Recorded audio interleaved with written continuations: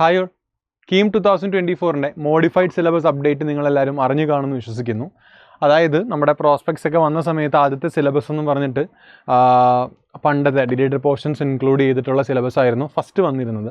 അതിൽ നിന്നും ഒരു മാറ്റം വന്നിട്ടുണ്ട്. ശരിക്കും പറഞ്ഞാൽ നിങ്ങൾ NCERT പഠിച്ചത്, നിങ്ങൾ +2 കഴിഞ്ഞവർ NCERTയിൽ പഠിക്കുന്ന 2023-24 NCERT സിലബസിൻ്റെ ബേസിലാണ് ശരിക്കും അപ്ഡേറ്റ് വന്നിട്ടുള്ളത്. എന്നാലും നീറ്റ് JEE പോലെ പരീക്ഷകൾക്ക് പ്രിപ്പയർ ചെയ്തവരുണ്ടാവും, അത് അവർ കീം എഴുതുന്നവരുണ്ടായിരിക്കും. അപ്പോൾ അവർക്ക് അവിടെയുള്ള ചെറിയൊരു വേരിയേഷൻ ഉണ്ട്. അത് ആക്ച്വലി സത്യം പറഞ്ഞാൽ നമ്മളിപ്പോൾ സിലബസ് മോഡിഫൈഡ് സിലബസ് ഇപ്പോൾ ഫിസിക്സ് ഒക്കെ എടുത്ത് കാണുമ്പോൾ ഫിസിക്സിൻ്റെയാണ് ഇവിടെ പറയുന്നത് വീഡിയോയിൽ. സോ മോഡിഫൈഡ് സിലബസ് എടുത്ത് നോക്കുമ്പം നീറ്റ് JEEക്ക് ഉണ്ടായിരുന്ന പ്രോപ്പർ അതേ സിലബസ് തന്നെയാണ് ഇതിനും എന്ന് നമുക്ക് പറയാൻ സാധിക്കില്ല. കാരണം അവിടെ കുറച്ച് വേരിയേഷൻസ് ഉണ്ട്. ആ വേരിയേഷൻസിനെ അഡ്രസ്സ് ചെയ്യുന്നൊരു വീഡിയോ ആണ്. കാരണം നീറ്റ് JEE എന്നുള്ള കുറച്ച് പോർഷൻസ് നീറ്റ് JEE ഇപ്പോഴത്തെ നിലവിലുള്ള നീറ്റ് JEE സിലബസുകളിൽ നിന്നും കുറച്ച് പോർഷൻസ് കീമിൽ എക്സ്ക്ലൂഡ് ചെയ്തിട്ടുണ്ട്. പക്ഷേ നിങ്ങളുടെ 2023-24 NCERTയുടെ ബേസിൽ കുറച്ച് ടോപ്പിക്സ് നീറ്റ് JEEയിൽ ഇല്ലാത്തത് ഇവിടെ ഇൻക്ലൂഡും ആയിട്ടുണ്ട്. അപ്പോൾ അത് രണ്ടും ഒന്ന് അറിഞ്ഞിരിക്കാൻ വേണ്ടിയാണ് ശരിക്കും ഈ ഒരു വീഡിയോ. അപ്പോൾ നിങ്ങൾക്ക് അതനുസരിച്ച് നിങ്ങൾക്ക് ഏത് ടോപ്പിക്ക് പഠിക്കണം, ഏത് ടോപ്പിക്ക് പഠിക്കേണ്ട എന്നുള്ളൊരു കാര്യം നിങ്ങൾക്ക് കിട്ടും. ഫോർ എക്സാമ്പിൾ, നിങ്ങളിവിടെ യൂണിറ്റ്സ് ആൻഡ് മെഷർമെൻറ്റ്സ് കണ്ടു കഴിഞ്ഞാൽ യൂണിറ്റ്സ് ആൻഡ് മെഷർമെൻറ്റിൽ മെഷർമെൻറ്റിൻ്റെ നീഡ് കഴിഞ്ഞ് ഡയമെൻഷൻ അനാലിസിസ് ആൻഡ് ആപ്ലിക്കേഷൻ ഇവിടം വരെ ഇവിടെ കൊടുത്തിട്ടുള്ളൂ.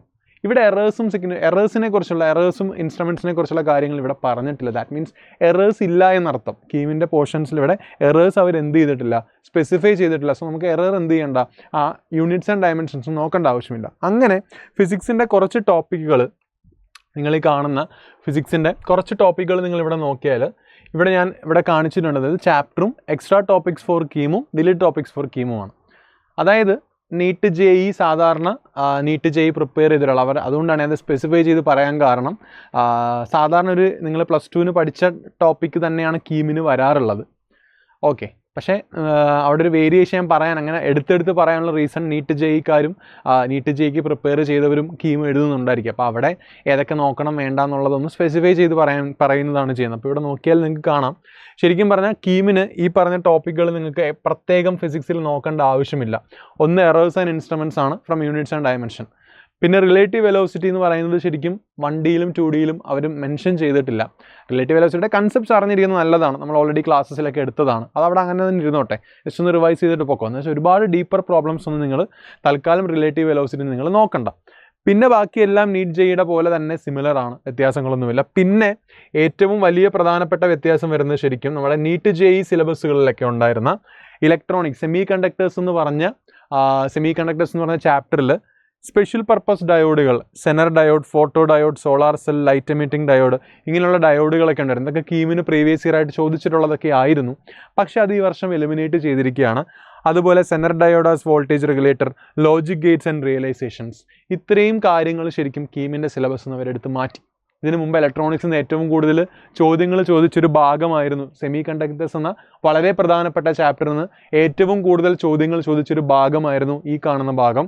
ഈ കാണുന്ന ഭാഗം നിങ്ങൾക്ക് എവിടെയില്ല, കീമിന് ഈ വർഷത്തെ സിലബസിൽ പഠിക്കാനില്ല. അതായത് നിങ്ങൾ സ്കൂളുകളിൽ പഠിച്ചിട്ടുള്ള റെക്ടിഫയേഴ്സ് വരെയുള്ള ടോപ്പിക്ക് വരെ ശരിക്കും നിങ്ങൾക്ക് കൊണ്ടുള്ളൂ കീമിൽ പഠിക്കാനുള്ള. അപ്പം നിങ്ങൾ ഇലക്ട്രോണിക്സ് പഠിക്കുമ്പോൾ ഈ ഭാഗങ്ങൾ ഒഴിവാക്കി തന്നെ, അതിനുവേണ്ടി സമയം വെറുതെ കളയേണ്ട ആവശ്യമില്ല, ഈ ഭാഗങ്ങൾ ഒഴിവാക്കി പഠിക്കാൻ ശ്രമിക്കുക. അപ്പോൾ ഇത്രയുമാണ് ഒഴിവാക്കേണ്ട ടോപ്പിക്കുകൾ എന്ന് പറയുന്നത്. എന്നാൽ നീറ്റ് JEEയിൽ ഇല്ലാത്തതും കീമിൽ ഇൻക്ലൂഡഡ് ആയിട്ടുമുള്ള കുറച്ച് ടോപ്പിക്കുകളും ഉണ്ട്.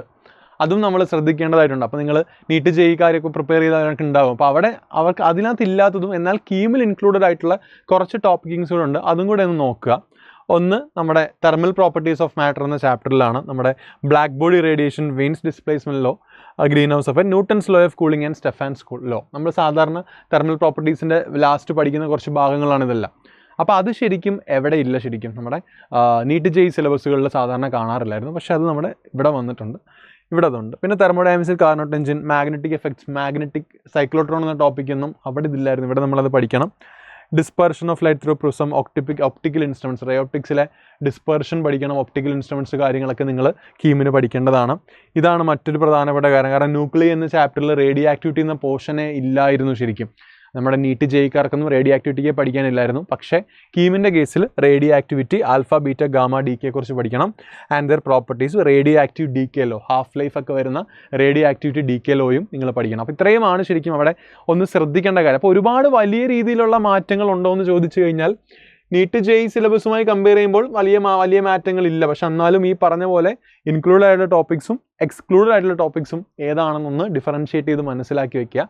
അത് ഒരുപാട് പേര് ചോദിച്ചിരുന്നു, അപ്പോൾ അതൊന്ന് കൺവേ ചെയ്യുന്ന വീഡിയോ ആണിത്. ഇതുപോലെ നിങ്ങൾക്ക് ഫിസിക്സിൻ്റെയും മാത്സിൻ്റെയും വീഡിയോസ് ഉണ്ടായിരിക്കും. So thank you so much. By.